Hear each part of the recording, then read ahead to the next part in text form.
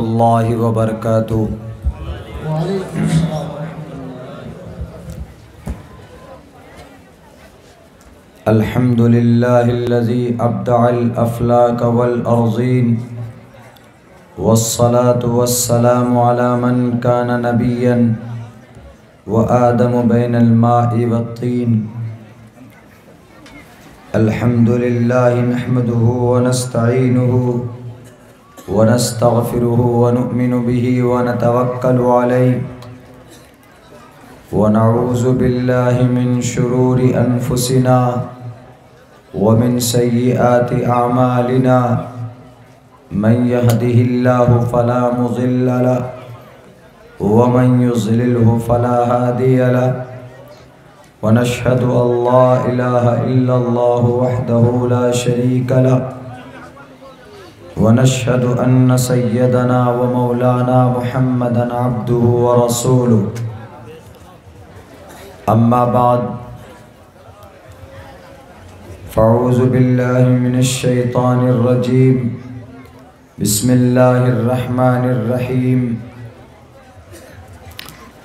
قال الله تبارك وتعالى في القرآن المجيد وما أرسلناك إلا رحمة للعالمين وقال الله تبارك وتعالى إنا أرسلناك بالحق بشيرا ونذيرا وقال الله تبارك وتعالى لقد خلقنا الإنسان في أحسن تقويم ثم رددناه أسفل سافلين قال النبي صلى الله عليه وسلم خير الناس من ينفع الناس وقال النبي صلى الله عليه وسلم لن تسعوهم بأموالكم ولكن تسعوهم بأخلاقكم وقال النبي صلى الله عليه وسلم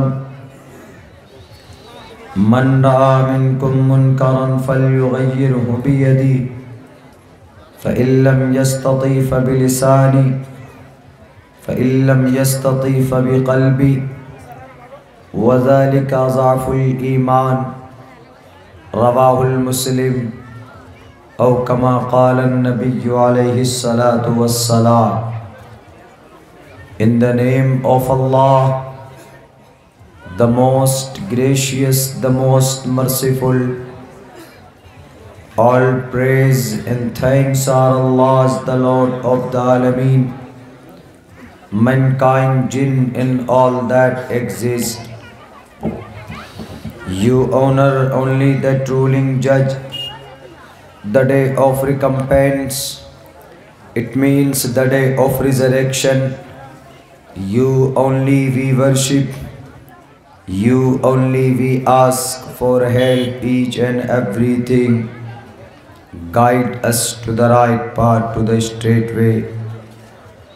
May praise be to Allah and cherisher, the sustainer of the worlds, and may the blessings and peace be upon the master of prophets, on all of his companions. The primary aim of education is to prepare and to qualify the new generation for participation in the development cultural society. The primary aim of like that program has been organized. There is nothing but to receive some blessings from Allah subhanahu wa ta'ala. Om Namo Bhagavate Vasudevaya Vishveshwara Adi Purush Aparampara Alleka Purushya Namaha. Malech Bhasha Kirta Tain Vaidvakya Pran Mukha Shudro Brahmana Tamiti Brahmanashcheti Shudratam Kshetriyo Yati Vitratvam Vighadvishchyam Se چچا سے ایک اے واترپتی पर जानाम कथम पुनर्जति कीर्त प्रभेदा धर्मस्य निरपेक्ष महादेवं मरुस्थलीनि गिरिजानाथ एतस्मिन्नतरे मलेच आचार्यन् समन्वितः महामद इत्कियात् शिष्यो साक् समन्वितः ओम पूर्णमिदः पूर्णमिदं पूर्णात् पूर्णमुदच्यते पूर्णस्य पूर्णमादाय पूर्णमेवावशिष्यते ओम शांति ओम शांति ओम शांति। हज़रात सामईन किराम, स्टेज पर तशरीफ़ फरमा मुअज़्ज़ज़ अकाबिर उलमाए किराम, मेहमानान निज़ाम, दानिश्वराने कौम व मिल्लत और पर्दे में बैठी हुई हमारी समाज की माँ और बहनों, अभी हम लोग इस्लाह मुआशरा के उन्वान पर उसके बैनर तले जलसे के एक पिंडाल के नीचे बैनर तले हम लोग जमा हुए।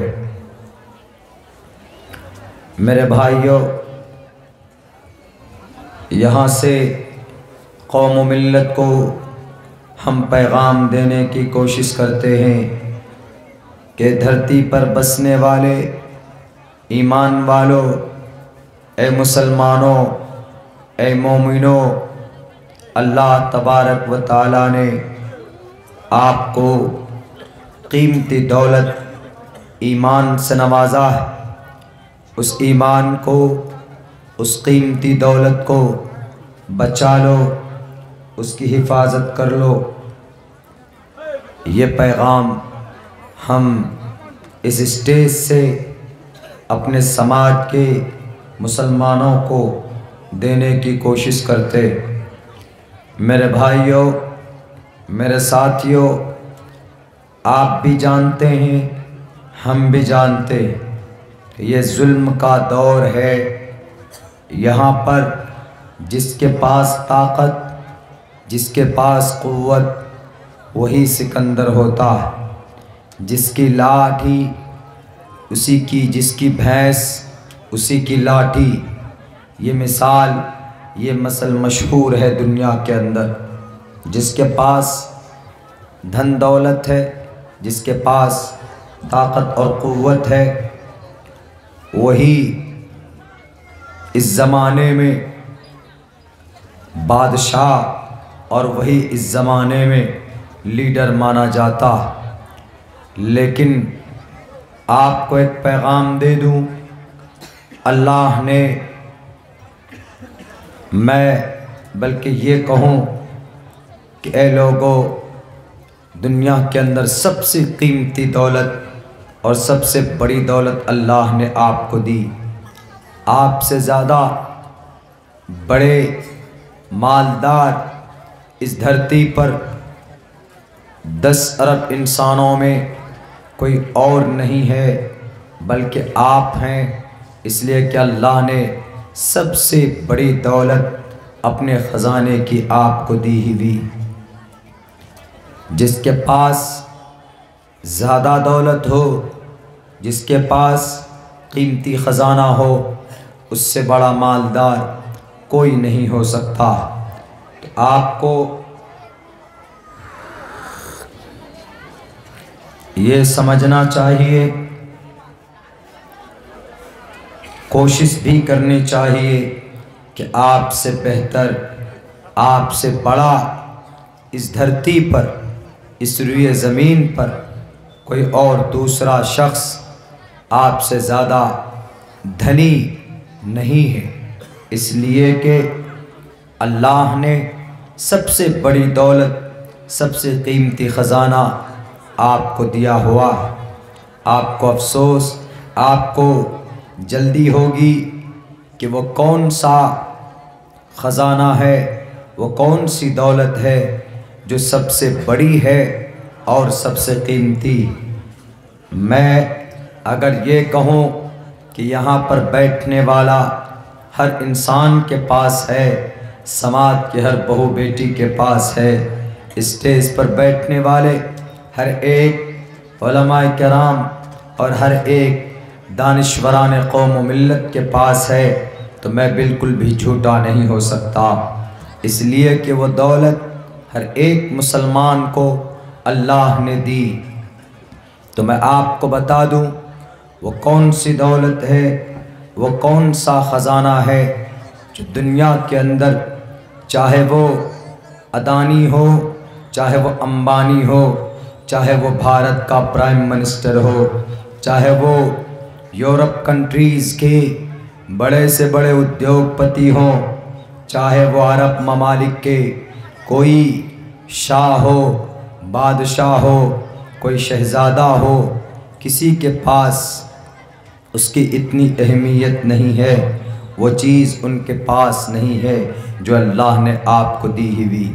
میرے بھائیوں، ہمیں الگ بات ہے کہ وہ چیز نظر نہیں آتی، ہمیں اس کا احساس نہیں، وہ چیز، وہ دولت، وہ خزانہ آپ کے پاس آپ کا ایمان ہے، اس سے بڑی دولت دنیا کے اندر کوئی نہیں۔ کیوں؟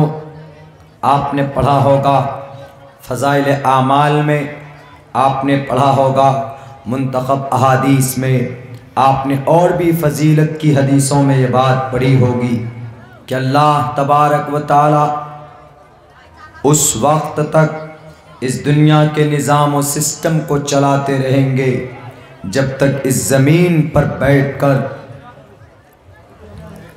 اللہ کا نام لینے والا ایک بھی ایمان والا ہوگا، تو اس ایمان والے کی برکت سے اللہ پوری دنیا کو، پوری 6,30,00,000 مربع میل کے علاقے میں جو یہ دنیا بسی ہوئی، یہ جو زمین بسی ہوئی، 14,30,00,000 مربع میل کے علاقے میں جو سمندر کا علاقہ پایا جاتا، ان کو ملا کر پورے برہمانڈ کے نظام کو اللہ چلاتا رہے گا۔ کس کے بدولت؟ وہ ایک ایمان والے کے بدولت، وہ ایک ایمان والے کی وجہ سے اس دنیا کے سسٹم کو چلاتے رہیں گے۔ اس سے بڑی دولت مسلمانوں اور کوئی دولت نہیں۔ یہی وجہ ہے کہ جتنے بھی انبیاء آئے، حضرت آدم سے لے کر محمد الرسول اللہ صلی اللہ علیہ وسلم تک، سب نے سب سے پہلے اسی پیغام کو لوگوں کے بیچ رکھا کہ اے لوگو اللہ کی ذات پر ایمان لاؤ، کہ اے لوگو اللہ ایک، کہ اے لوگو ایک ہی ایشور ہے، ایکم ایوم ایک ہی ہے۔ اے ہندو بھائیو، ایکو دیوہ، دیو تمہارا ایک ہے۔ جیزس نے بھی کہا کہ اے لوگو God, there is no God but one God. Christian نے بھی، جوڈائزم نے بھی کہا کہ ایک ہی اللہ ہے، اور گرو نانک، گرو گوبندر سنگھ کی کتاب کا مجموعہ بھی اسی بات کے اوپر دلالت کرتی ہے کہ ایک ہی گرو ہے، ایک ہی واحد گرو ہے، اور وہ کہنے پر مجبور بھی ہوئے کہ ایک ہی اومکار ستنام، ایک ہی ایسی ذات ہے جس کا نام سچا ہے، جس کا نام بھلا۔ میرے بھائیوں، اس قوم کی سرگرمی کو روکنے کے لیے، اس قوم کو بدنام کرنے کے لیے، اس ایمان کی دولت کو کمزور اور اس کو ہارم کرنے کے لیے بہت کوششیں اور سازشیں رچی گئی، لیکن میں آج آپ کے اس منچ پر یہ بات کھلے لفظوں میں کہہ کر جانا چاہتا ہوں، کتنوں کوشش کر لے ایمان کو، مومن کو ڈرانے کی اور بدنام کرنے کی، کبھی بھی ایمان نہ بدنام ہو سکتا ہے اور نہ ہی کبھی مٹ سکتا۔ ابھی کچھ دنوں پہلے ہمارا ایک پروگرام مرشد آباد میں تھا. وہاں جیسے پہنچے تو وہاں کی جلسہ کمیٹی میرے پہنچنے کے بعد میرے پاس پہنچتی اور انہوں نے ہم سے کہا کہ مولانا عبداللہ ایک سوال کا جواب آپ کو اپنی تقریر کے اندر دینا ہے. بہت زیادہ ضروری ہے آپ تقریر کریں یا نہ کریں، آپ نماز کی فرضیت بتائیں یا نہ بتائیں، مگر آپ کو اس سوال کا جواب دینا ہوگا. ہم نے کہا کہ کون سا سوال؟ پہلی بار میری زندگی میں وہ سوال، بلکہ اس طرح کا سوال میری پوری 5-6 سال کی زندگی میں پہلی بار میرے سامنے آیا تھا. میرے بھائیوں، آپ کو بھی تعجب ہوگا کہ کیسے کیسے لوگ ہیں جو ایمان کو اور مسلمان کو بدنام کرنے کی کوشش کرتے، جو قرآن پر اعتراضات کرتے ہیں، آپ کے مسجد اور اذان کے تعلق سے غلط فہمی اور بھرم پیدا کرتے. ان کا سوال کیا تھا؟ ان کا سوال تھا کہ جتنے بھی مسلمان ہیں، جتنے بھی آج کے ڈیٹ میں کلمہ پڑھنے والے، وہ سب کے سب میر جعفر کی اولاد یا میر صادق کی اولاد. یہ ایک سوال، 2 باتیں اس کے اندر تھی. ان کا کہنا تھا کہ یہ جتنے بھی مسلمان ہیں بھارت میں، یہ 2 لوگوں کی اولاد، میر جعفر کی اور میر صادق کی. And all Muslim people, and they are related to and the child of Mir Jafar and Mir Sadiq, and related to the Mir Jafar and Mir Sadiq, and their concept about Muslim. ان کا عقیدہ مسلمانوں کے تعلق سے تھا. آپ سوچیں گے کہ کیوں اتنی بڑی بات کہی انہوں نے، کیا بات ہے اس کے اندر؟ میر جعفر سے کیوں جوڑا؟ میر صادق سے کلمہ پڑھنے والوں کو کیوں جوڑا اس نے؟ آخر وجہ کیا؟ آپ میں سے بہت سے لوگ جو اتہاس کو، جو ہسٹری کو پڑھتے ہیں، انہیں پتہ ہوگا، وہ جانتے ہیں، وہ سمجھ بھی گئے ہوں گے. لیکن جن لوگوں نے سوال کیا تھا، ان کا سوال تعلیم کی روشنی میں، جانکاری کی روشنی میں نہیں تھا، بلکہ ان کا سوال صرف ایک عناد اور ایک دشمنی کی بنیاد پر مبنی تھی. اس کی بنیاد رکھی گئی تھی دشمنی پر، ان کی بنیاد رکھی گئی تھی غلط فہمی پر. ان کا جو سوال تھا کہ مسلمان، ٹوٹل مسلمان، وہ میر جعفر میر صادق کی اولاد. میری باتوں کو، میرے اس سوال کو ریکارڈ کرنا اور اپنے ویب سائٹ پہ ڈالنا تاکہ ان کے کانوں تک پہنچے. اگر ان کو ماں نے دودھ پلایا ہے تو وہ کہیں پر بھی آ کر ہم سے بحث کر سکتا ہے، ہم سے پوچھ سکتا ہے. اگر واقعتاً اس کو صحیح جانکاری ہے تو وہ آ کر ہم سے پوچھ کر تسلی لے سکتا ہے. اور میں آپ کے چینلوں کے مادھیم سے، آپ کے یوٹیوب، فیس بک کے ذریعے سے میں ان لوگوں کو یہ پیغام بھی دینا چاہتا ہوں، اتنا مت گرو، اتنا مت گھٹیا سازشیں رچو کہ جو حقیقت ہے اس کو تم دفن کرنے کی کوشش کر رہے ہو. ایشور دیکھ رہا ہے تمہارا ایک ایک ظلم، تمہارا ایک ایک کرتوت. اللہ نہیں بھولا ہے گجرات کے واقعے کو، 3500 ماؤں کی عزت و آبرو لوٹی گئی تھی. نرودا پاٹیا کی خون اور وہاں کے معصوموں کے خون سے وہاں کی گلیاں رنگین ہے. گودھرا کے اندر ماتر 1 کپ چائے کی وجہ سے وہاں جو دنگا ہوا، سن 2002 کے فیبرری کے اندر، یہ تاریخ ایشور نہیں بھولا، اللہ جانتا ہے تمہارا ایک ایک ظلم صرف غلط فہمی کی بنیاد پر، غلطی کی وجہ سے وہاں پر دنگے اور جھگڑے فساد کیے گئے تھے۔ ایک کپ چائے، گاڑی میں بیٹھ کر چائے بیچنے والے سے کہا جاتا ہے کہ مجھے ایک کپ چائے دو، وہ چائے بیچنے والا چائے دے کر کہتا ہے کہ مجھے پیسے تو ریٹرن کیجئے۔ اس سے کہا جاتا ہے کہ تمہارے باپ نے پیسے دیے، تم کو پیسے لوٹائیں۔ آپ دکاندار، آپ کوئی سامان دیتے ہیں تو فریضہ یہ بنتا ہے کہ بھئی آپ جو بھی کسٹمر ہے سامان لینے کے بعد اس کو پیسے دے دیں، لیکن وہاں دادا گیری کن کی تھی؟ ہندو مہاسبھا کے کچھ لوگوں کی تھی۔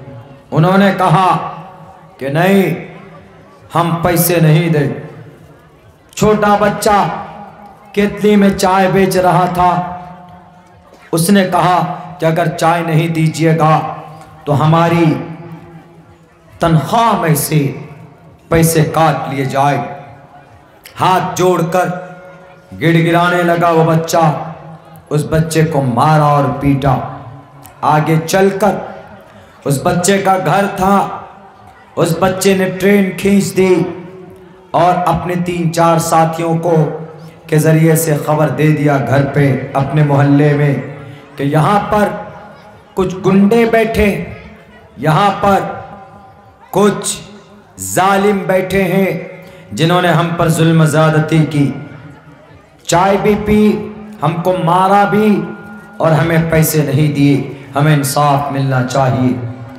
تو آگے چل کر ان کے محلے کے سامنے میں چین زنجیر کھینچ کر ٹرین کو روکا جاتا ہے اور پھر وہاں پر جھگڑا ہو جاتا۔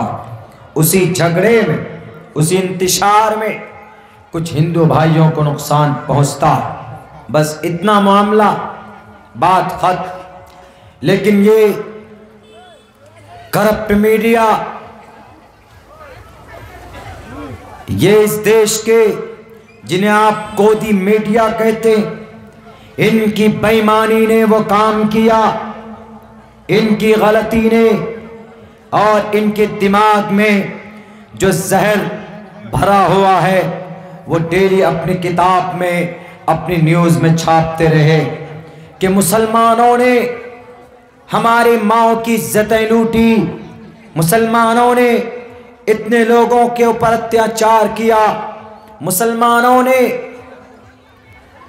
ہماری ہندو بہن کو پکڑ کر رکھا ہے، ان کے ساتھ دشکرم کر رہا ہے، ان کے ساتھ ظلم زیادتی سے پیش آ رہا۔ ڈیلی نیوز میں یہ خبر چلتی رہی۔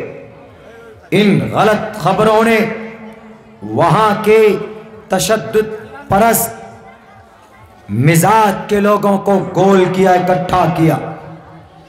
گاؤں شہر، گاؤں دیہات سے نوجوان بلائے گئے، نوجوان نہیں بلکہ بھیڑیوں کو بلایا جاتا ہے، اور پھر وہ منظر دیکھا گیا علاقے کے اندر کہ 28 فروری کو 20 فروری سے لے کر جو معاملہ سامنے آیا ہے گجرات میں، تاریخ کبھی نہیں بھلا سکتی۔ 1 مہینے کی بچی کا جنم ہوتا، 1 مہینہ اس کی عمر ہے، ظالموں نے اس کو پکڑا اور پھر پکڑنے کے بعد اس کی ماں کے سامنے پیٹرول رکھا، اس کے سر پر نیچے سے آگ لگایا، وہ بچی 5 منٹ میں جل کر راکھ ہو گئی۔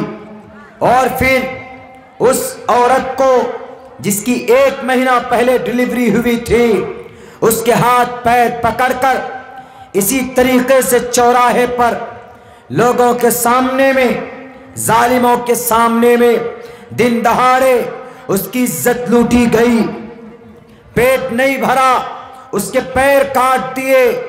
3 مہینے کی ایک معصوم بچی کا جنم ہوا، 3 مہینہ اس کی عمر تھی، اس کی بھی پوری باڈی کو جلا کر بھسم کر دیا گیا۔ یہ ہے نفرت۔ سوال کرنے والے نے سوال کیا کہ تم میر جعفر کی اولاد ہو، تم میر صادق کی اولاد۔ میرے بھائیوں، جیسے ہی میرے ذہن میں یہ سوال پہنچا، میرے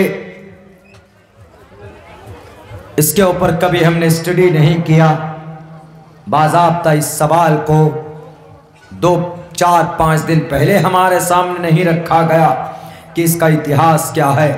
ہم دیکھتے کہ واقعتاً یہ سوال ان کا سوال ہے نہیں، صرف ایک وجہ کہ you are مومن، therefore they are telling about you۔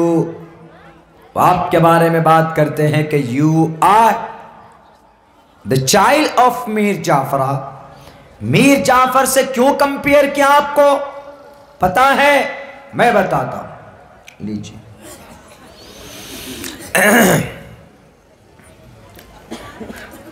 1757 میں ایک بادشاہ تھا، میں اس سوال کا جواب دے رہا ہوں۔ 1757 میں ایک بادشاہ تھا، ایک راجہ تھا، اس کی بڑی طاقت تھی، بڑی طوطی بولتی تھی۔ میں کئی مرتبہ تقریر میں ان کا نام لے چکا ہوں، لیکن آج یہ سوال سامنے ہے تو میں اس کا نام لوں گا۔ اس کا نام نواب سراج الدولہ تھا۔ نواب سراج الدولہ کا دایاں ہاتھ میر جعفر تھا، یعنی اس کا پی اے، پرسنل اسسٹنٹ۔ میر جعفر راستے کا روڑا بن گیا تھا، کن کا؟ انگریزوں کا۔ کون؟ یہ نواب سراج الدولہ۔ نواب سراج الدولہ نے صاف لفظوں میں کہا کہ انگریز کچھ بھی کر لے، میں تجھے بنگال میں قابض نہیں ہونے دوں گا۔ ہر میدان میں کھڑے ہو جاتے۔ میرے بھائیوں، پھر پتہ کیا ہوا؟ انگریز نے کہا کہ یہ نہیں مانے گا، کچھ نہ کچھ کرو۔ تو انگریز شاطر دماغ کا ہوتا۔ آج پوری دنیا میں انگریز کیوں کامیاب ہے، اس کی بھی وجہ ہے، میں بتاؤں گا۔ آج ہی میں نے وہ لٹریچر پڑھا کہ انگریز in entire world was successful man۔ انگریز was success of the world۔ دنیا کے کامیاب ترین قوم میں انگریز کا نام آتا ہے۔ دنیا کے اندر کامیاب ترین ملکوں میں امریکہ کا نام آتا۔ دنیا کے کامیاب ترین کنٹری میں انڈونیشیا کا نہیں آتا، بھارت کا